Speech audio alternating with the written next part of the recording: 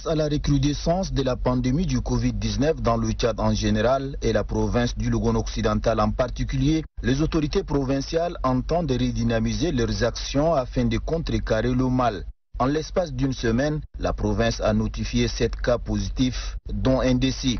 Le sous-comité de sensibilisation qui estime très urgent de ramener sur le droit chemin la population qui a relâché l'observance des mesures barrières contre la Covid-19 a élaboré à nouveau un plan d'action. Il s'agit des activités de plaidoyer et de sensibilisation de grande envergure par l'utilisation de tous les moyens possibles.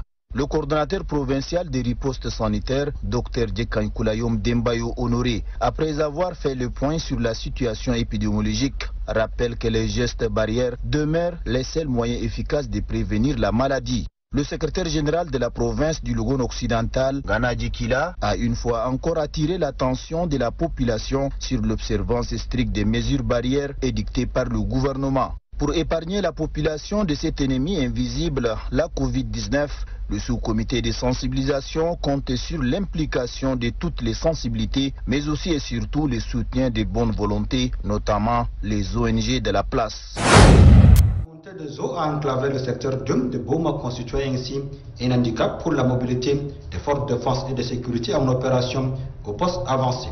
Pour y remédier, les autorités administratives et militaires alertent le gouverneur de République, appuyé par la mairie de Bol et l'entreprise de construction de la route transsaharienne OAR, ont conjugué leurs efforts en vue de la construction de 3 ponts en matériaux locaux à Boma, Kondalba et Kongoua. Ces ponts sont respectivement longs de 300, 350 et 200 mètres. C'est pour constater des visu et encourager les forces de défense et de sécurité que le gouverneur de la préfecture Mohamed Fadel Makai a effectué le déplacement. Un tour sur ce pont a permis au gouverneur et sa délégation de se rendre à l'évidence de la merveilleuse réalisation. Le commandant de la zone de défense numéro 4 OPS LAC, le général de brigade Khalifa Ouedé, s'est réjoui de cette initiative qui va faciliter la mobilité des forces de défense et de sécurité à intervenir efficacement en tout temps et en tout lieu. Très ému, le gouverneur de la province de Lac Mohamed Fadel Makai a salué la témérité de l'armée nationale tchadienne qui a toujours fait un travail remarquable qui doit assurer l'honneur et la dignité du pays de Toumaï. Sur cette contrée, au milieu des forces de défense et de sécurité, nous venons vivre cet événement que l'innovation de ce pont, que notre armée elle est téméraire, elle ne fait pas seulement la guerre, mais elle peut construire même des ponts. Alors donc, pour vous dire que nous saluons ce courage, nous saluons cette volonté, et je crois que les soldats tchadiens, ils cherchent à toujours faire un travail remarquable qui doit assurer l'honneur, la dignité du pays. Mohamed Fadel Makai a, au nom du maréchal du Tchad, témoigné sa gratitude aux forces de défense et de sécurité en opération de Lac pour leur bravoure et exemplarité, toujours démontrée contre la nébuleuse secte Boko Haram. La campagne de vaccination contre la rougeole est officiellement lancée dans la province du Chari-Bagrimi par le gouverneur Gayang Souare. Toutes les couches sociales sont impliquées dans cette opération. Elle vise à vacciner tous les enfants de 9 à 59 mois. Cette campagne a vu la contribution des partenaires au développement, notamment l'OMS, l'UNICEF et Gavi. Pour le gouverneur de la province du Chari-Bagrimi, la vaccination est un droit pour les enfants. Elle est obligatoire et gratuite. Selon Gayang Souare, la rougeole peut entraîner des complications sanitaires graves. Pour sauver les enfants, seule la vaccination reste l'arme efficace contre la rougeole, affirme l'autorité provinciale. Notre pays a une faible performance dans la vaccination de routine, dont les causes sont entre autres la faiblesse de la chaîne de froid, les pesanteurs socio-culturelles, la méconnaissance du calendrier vaccinal des enfants de 0 à 11 mois et de l'importance de la vaccination par les parents des enfants.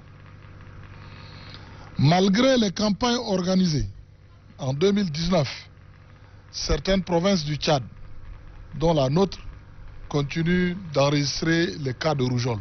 La rougeole se manifeste par la fièvre, la toux, l'écoulement nasal, la conjonctivité et l'éruption cutanée.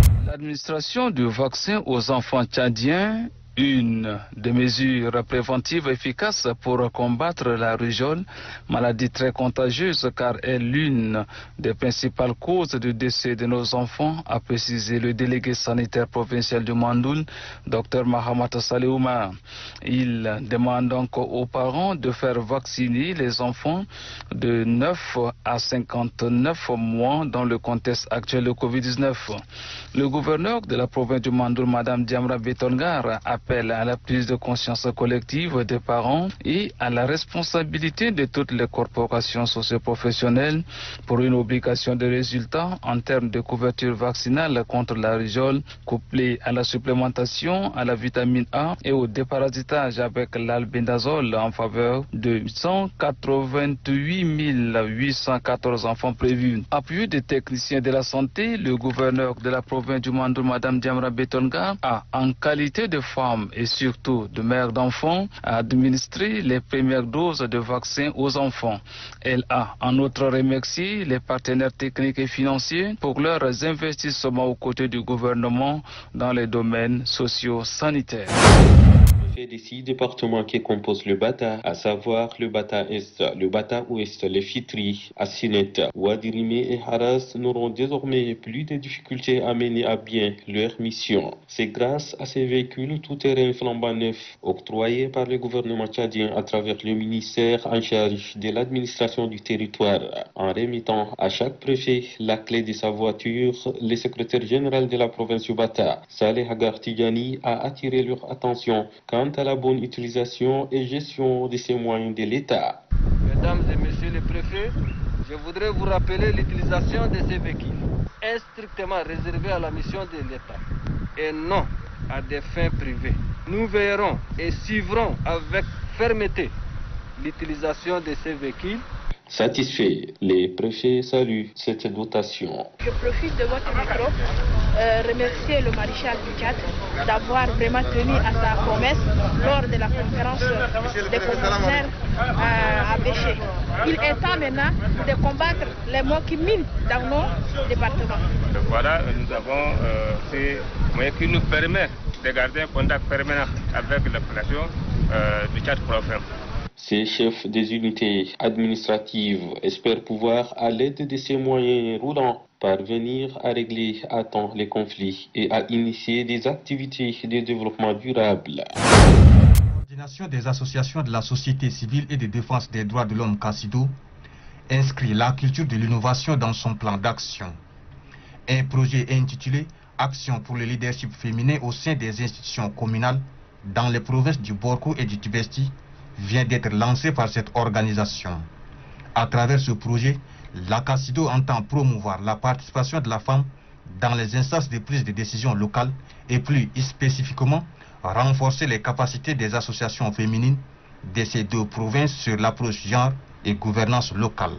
Le présent projet est fondé sur les constats suivants. Un faible engagement des femmes rurales dans l'action politique, des capacités d'analyse et d'action limitées pour le développement féminin.